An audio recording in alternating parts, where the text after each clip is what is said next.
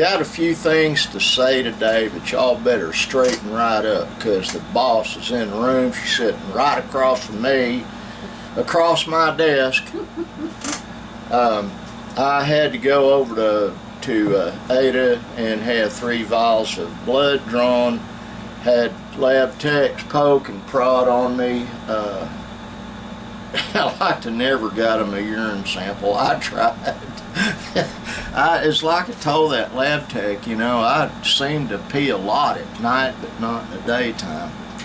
So, but before I get started, I need to cut this thing off.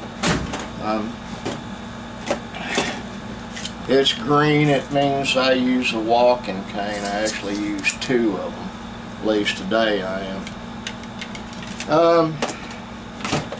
I'm not going to wax philosophical today. It's going to be a learning moment for a few folks that give me grief about not slamming Donald Trump every time I can. And I've got a few friends that are just pro-Biden, which is fine. You can be pro-Biden, but I am not pro-Hunter Biden.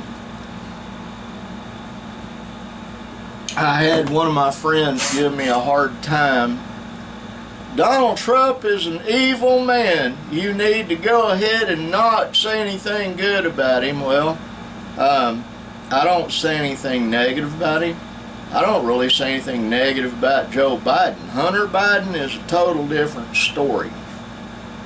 But I'm going to explain something to those of you that have never been in business. You don't understand business. First of all, yes, Donald Trump's father gave him $1 million cash to make his way in the world, and he's leveraged that into about $7 million. That is his true worth, not 2 billion, not 1 billion, 7.5 billion with a B dollars.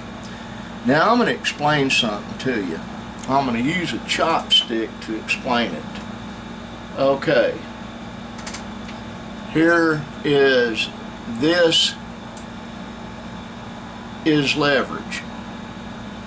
You stick a lever in and you pry and you open something, but that is leveraging something. So what he did, he took that $1 million and over a course of about 10 years, he leveraged it into about 100 million. Now, I need to explain something that a lot of people don't know. $1 million might seem like a lot of money, but when you're in business, it's not. My best friend Jerry can attest to that. You know, his dad used to have a saying, "I'm rich, now I just wish I had some money." Well, I'm wealthy in every way it counts except money, but we have enough, and I'm extremely thankful for what we have and for the blessings we have. And I thank my Father in heaven every day for it. That is the truth. But it takes money to make money. And that is why I get a little nervous when my business account gets depleted, because I make extra money off that. And it's how I keep things going. Let me get another sip. Hey, like my coffee cup my sweetheart got me. And hers has Grogu, Den Grogu, snack. Eating a frog, sitting like that, and in his little space saucer thing. Now, I got that out of the way about Trump. Now let's go on to Hunter Biden. I hope the judge that is presiding over Hunter Biden's trial does the right thing. But I'm going to quote Glenn Beck here in a minute. I know some of you can't stand him. I personally like the guy. I think he's got some integrity. Hunter's attorney had one of their clerks in their law firm get a hold of the Ways and Means chairman and told his clerk that they wanted the information on Hunter stricken from taken out of the prosecutorial grasp. They wanted the material. They requested that I think it's something like 800 pages of testimony and deposition. They wanted it removed because they didn't want to have their office be used as a political pawn. I paraphrase that greatly. Well, the problem was it wasn't from the Ways and Means chairman. It was from Hunter Biden's attorney that was trying to pull a fast one. They say that is an ethics violation, by the way. It truly is, and that happens a lot. But the judge wasn't buying it and made sure it was kept in the record.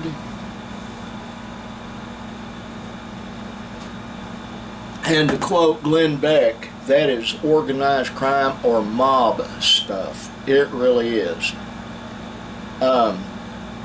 This female judge that is presiding over the case, I hope she's made of sterner stuff. And by and large, I'm going to tell you something. Yeah, there are female sexual predators, there are male sexual predators, but by and large, there are more male than female, and by and large, most women are a lot more honest than most men. That is my opinion, but it's from a lifetime of observing that, and it's just the nature of the beast. Women are nurturers, caregivers, and I've made this statement and I'm going to make it again. This world would be a much better place if good grandmothers ran the world. And I stand by that to my dying breath. I absolutely believe that. Nobody's going to dissuade me from that because I've seen it firsthand.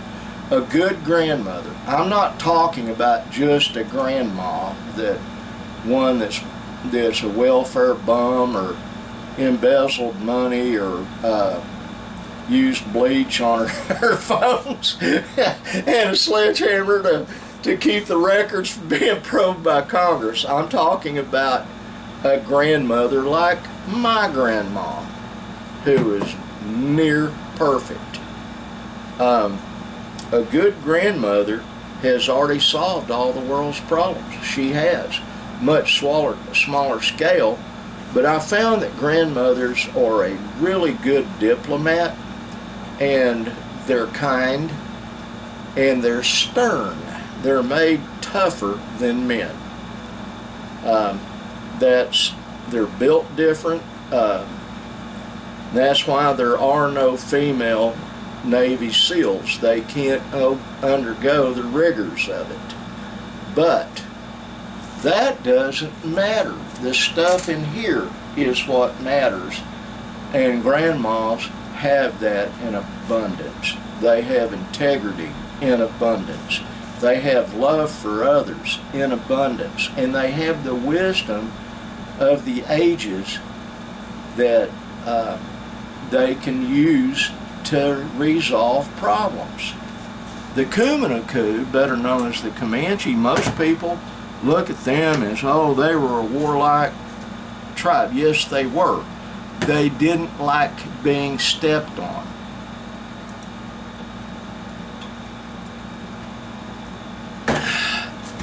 And the grandmothers in the Comanche Nation were revered.